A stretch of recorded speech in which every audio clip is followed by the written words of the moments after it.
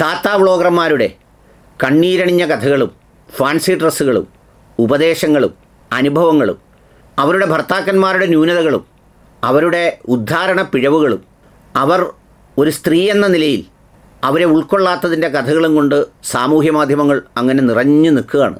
നമ്മൾ പണ്ടത്തെ കാലത്ത് ആൽബം സോങ്സ് കേൾക്കുമ്പോഴെല്ലാം ആൽബം സോങ്സിൽ കാണിച്ചിരുന്നതെല്ലാം തട്ടമിട്ട പെണ്ണുങ്ങളുടെ, മഫ്തയിട്ട പെണ്ണുങ്ങളുടെ, ഹിജാബ് ഇട്ട പെണ്ണുങ്ങളുടെ പ്രണയഭാഷ്യങ്ങളായിരുന്നു. അതിനൊരു പ്രത്യേക ചേലും മുഞ്ചും ഭംഗിയും മൂഞ്ചും ഒക്കെ ഉണ്ട് എന്നാണ് പറയുന്നത്. അതേ മുഞ്ചും മൂഞ്ചുമൊക്കെ ഉള്ള ഭംഗിയോടെയുള്ള വ്ളോഗർ താത്താമാരുടെ ഈ അഭിനയങ്ങളിൽ അങ്ങനെ അണപൊട്ടി ഒഴുകുകയാണ് ഒരുപാട് കാര്യം.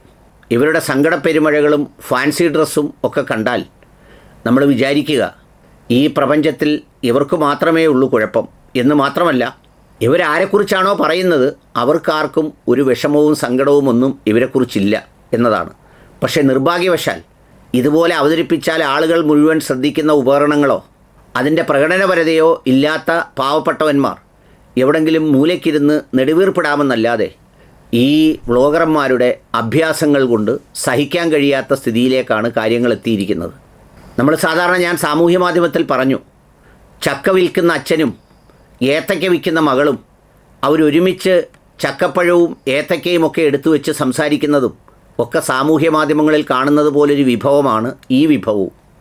മനുഷ്യജീവിതത്തിൽ എല്ലാ മനുഷ്യർക്കും ഒരുപാട് പ്രശ്നങ്ങളും പ്രയാസങ്ങളും സങ്കടങ്ങളും ദൈനംദിന ജീവിതത്തിലൊക്കെ ഉണ്ട്. ചതിയുണ്ട്, വഞ്ചനയുണ്ട്, കുറ്റപ്പെടുത്തലുകളുണ്ട്, അകാരണമായ സംശയങ്ങളുണ്ട്, അസ്വസ്ഥതകളുണ്ട്. ഇതൊക്കെ അച്ഛനും മക്കൾക്കുമൊക്കെ ഇടയിൽ, കുടുംബത്തിനകത്ത്, ഭാര്യ ഭർത്താക്കന്മാരുടെ ഇടയിൽ ഒക്കെയൊക്കെ ഉണ്ട്.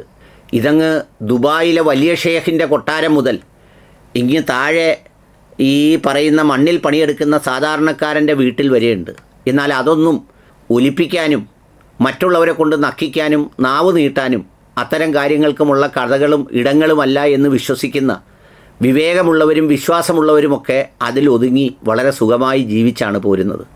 എന്നാൽ ഇതിനൊക്കെ അവസരമുണ്ടെന്നിരിക്കെ നമ്മൾ സാധാരണ പണ്ട് പറയൂലേ, ആണിനും പെണ്ണിനും ഈ ഒരുപോലെ തന്നെയാണ് ഡൈജസ്റ്റീവ് സിസ്റ്റം, എക്സ്ക്രീറ്ററി സിസ്റ്റം എല്ലാം ഒരുപോലെയാണ്.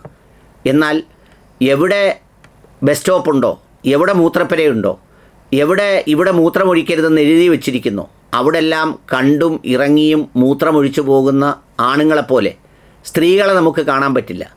അവർ വീട്ടിൽ നിന്ന് പുറപ്പെട്ടാൽ പിന്നെ വളരെ അത്യാവശ്യമെങ്കിൽ വല്ലപ്പോഴും കാണാം, അല്ലെങ്കിൽ ലക്ഷ്യസ്ഥാനത്ത് ചെന്നേ ഉള്ളൂ. കാരണം അവർക്ക് നല്ല ബോധ്യമുണ്ട് അതവർക്ക് സേഫല്ല, ഹൈജീനിക്കല്ല, അത് സാധ്യമല്ല എന്നൊക്കെ പറയുന്ന ചിന്ത. എന്നാൽ അതിന് അവസരമുള്ളതുകൊണ്ട് ഇവൻ കാലുവഴിയേ നടന്ന് മൂത്രമൊഴിക്കലാണ് ജോലി. അതുപോലെയാണ് ഇത്തരം വ്ളോഗർ താത്താമാരും. അവസരമുണ്ട്, കേൾക്കാൻ ആളുണ്ട്, വരുമാനമുണ്ട് എന്നുള്ളതുകൊണ്ട് അങ്ങ് കാലുവഴിയേ ഇതൊഴിക്കുകയാണ്. എന്നിട്ട് അതിനൊരു മുഞ്ച് കൂട്ടാൻ വേണ്ടി പറയും, ആക്രമിക്കരുത്, ചതിക്കരുത്, എന്നെ വഞ്ചിക്കരുത്, എൻ്റെ ജീവിതത്തിലെ പ്രയാസങ്ങളും ദുഃഖങ്ങളും ഒക്കെ കൊണ്ടാണ് ഞാൻ ഈ നാരങ്ങ പിഴിയുന്നത് പോലെ നിങ്ങളുടെ മുന്നിൽ വെച്ച് ഇത് പിഴിഞ്ഞ് കാണിക്കുന്നത്. എന്തൊരു പരിഹാരവും ആശ്വാസവും കിട്ടുമെന്നറിയാവോ അങ്ങനെ പിഴിയുമ്പം? അന്തസ്സും അഭിമാനവും ഒക്കെ ഉള്ളവരെന്താണെന്നറിയാവോ, ഇസ്സത്തുള്ളവരെന്താണെന്നറിയാവോ, ആണും പെണ്ണും ഒക്കെ ഏത് ജാതിയിലും മതത്തിലും പെട്ടവർ. അവർ ചില കാര്യങ്ങളൊക്കെ പങ്കുവെക്കാൻ ലജ്ജിക്കും. ലജ്ജ നല്ലൊരു വാക്കാത്. ലജ്ജ വളരെ ചെറുതാണെങ്കിലും 2 അക്ഷരമോ 3 അക്ഷരമേ ഉള്ളൂ, എല്ലാം കൂടി ഒന്നിൻ്റെ പുറത്ത് ഒന്ന് കയറിയിരിക്കുക, ജ. അങ്ങനെയുള്ള ലജ്ജയുള്ള ആണുങ്ങളും പെണ്ണുങ്ങളും ഒക്കെ അവർക്കറിയാം എന്താണ് മറച്ചു പിടിക്കേണ്ടത്, എന്താണ് അകത്തിടേണ്ടതെന്ന്. പുതിയ കാലത്തിലെ ചില കുട്ടികളെ കളിയാക്കുമല്ലോ എന്ന് പറഞ്ഞാൽ, ജെട്ടിയുടെ ഇലാസ്റ്റിക് പുറത്ത് കാണിച്ച് ഇൻസേർട്ട് ചെയ്യുന്നത് ഫാഷനാണെന്ന് വിശ്വസിക്കുന്നത് പോലെ അകത്ത് വെക്കേണ്ടതും അകത്തിടേണ്ടതും എടുത്ത് പുറത്തിട്ട് അല്ലെങ്കിൽ അതെടുത്ത് തലയിലിട്ട് അങ്ങ് കരയുകയാണ്. കരയെ മാത്രമല്ല സുഹൃത്തുക്കളെ, നെഞ്ചത്തിരിച്ച് കരയുകയാണ്. അങ്ങനെ ആരെങ്കിലും വല്ലവരുടെയും കുറ്റം പറയുന്നത് കേട്ടാൽ മലയാളിക്ക് വല്ല പാടുമുണ്ടോ? പിന്നെ നമ്മളൊക്കെ കണ്ടിട്ടുണ്ടോ, നമ്മുടെ വീട്ടിൽ നമ്മുടെ അച്ഛനെയോ അമ്മയെയോ ഭാര്യയോ പുറത്തിറങ്ങി നിന്ന് ഉറക്കെ ഒന്ന് തെറി വിളിച്ച് നോക്കിയേ, 1/2 മണിക്കൂർ എന്തൊരാൾക്കൂട്ടമായിരിക്കും ചുറ്റിന്, എന്തൊരാരവമായിരിക്കും വാ വളർന്ന് നിൽക്കാൻ. അത് കാണാൻ കുറേ പേരുണ്ടാവും. റോഡിലൂടെ പോകുമ്പോൾ അങ്ങ് നല്ല ഉയരമുള്ള തെങ്ങിൻ്റെ മുകളിൽ നിന്ന് ആരെങ്കിലും മരം മുറിക്കുന്നത് നോക്കി കുറേ പേർ വായുമ്പളന്ന് താഴെ നിൽക്കും. എന്ത് കാണാനെന്നറിയാമോ? ഇത് മുറിക്കുമ്പോൾ അവൻ വീഴുമോ ഇല്ലയോ എന്ന് കാണാൻ വേണ്ടിയിട്ടാണ്. അങ്ങനെ കാണാൻ നിൽക്കുന്നവരിൽ നിന്ന് ഊറ്റിയെടുക്കാൻ പണം കിട്ടും എന്നുള്ളതുകൊണ്ട് അങ്ങ് കൂടെ നടക്കുന്നവനെയും ജീവിക്കുന്നവനെയും എല്ലാം ആക്ഷേപിച്ച് താത്താമാർ കരഞ്ഞ് നിലവിളിക്കുന്ന വ്ളോഗർമാർ പ്രത്യക്ഷപ്പെട്ടിട്ടുണ്ട്. എന്നിട്ട് അതിൻ്റെ അടിയിൽ പറയും, എന്നെ അപമാനിക്കരുതെന്ന് ഞാൻ പറഞ്ഞില്ലേ, എന്നിട്ട് അടുത്ത വീഡിയോ എന്നെ അപമാനിച്ചത് കണ്ടില്ലേ. ഒരു സാമൂഹ്യ മാധ്യമത്തിൽ എഴുതുമ്പോൾ പലതരത്തിൽ എഴുതും. അല്ലെങ്കിൽ നമ്മുടെ അരിപ്പൂവിൻ്റെ കൂട്ട് ചിലപ്പോൾ കാശ് കൊടുത്ത് വല്ലവരെയും കൊണ്ട് ഫോൺ ചെയ്ത് വീഡിയോ റെക്കോർഡ് ചെയ്യിക്കുന്നത് പോലെ അങ്ങനെ റെക്കോർഡ് ചെയ്യാൻ ആളെ കിട്ടുന്ന കാലമാണ്. ഞാൻ നേരത്തെ പറഞ്ഞില്ലേ, അച്ഛനും മക്കളുടെ ചക്കയേത്തയ്ക്കായും വിൽക്കുന്ന കാലം വരുമെന്ന് നമ്മൾ വല്ലതും സ്വപ്നം കണ്ടതാണോ? അതുകൊണ്ട് ഈ താത്ത ബ്ലോഗറിൻ്റെയൊക്കെ ഈ അഭ്യാസം സമൂഹം മനസ്സിലാക്കി അതിലൊന്നും ഒരു കാര്യമില്ല, ഇതിലെ സൈക്കിളജ്ഞം പോലൊരു ഉപജീവന മാർഗ്ഗമാണെന്ന് കണ്ട് ആ ലാഘവത്തോടെ എടുത്തില്ലെങ്കിൽ കുടുംബങ്ങളിലൊന്നും സമാധാനം ഉണ്ടാവില്ല, സ്വസ്ഥത ഉണ്ടാവില്ല.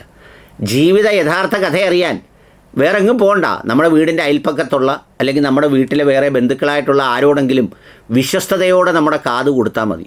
ഇവരെയൊന്നും കേൾക്കണമെന്നില്ല. ഇവർ പറയുന്നത് കാശിനാണ്, മറ്റേത് ചിലപ്പോൾ പറയുന്നത് ആശ്വാസത്തിനാണ്. പക്ഷെ ഒരു കാര്യമേ ഉള്ളൂ, ആ കേൾക്കുന്ന കാര്യം പിന്നെ അവരെ വിൽക്കാനും അവരെ ആക്ഷേപിക്കാനും ഉപയോഗിക്കരുതെന്ന് മാത്രം.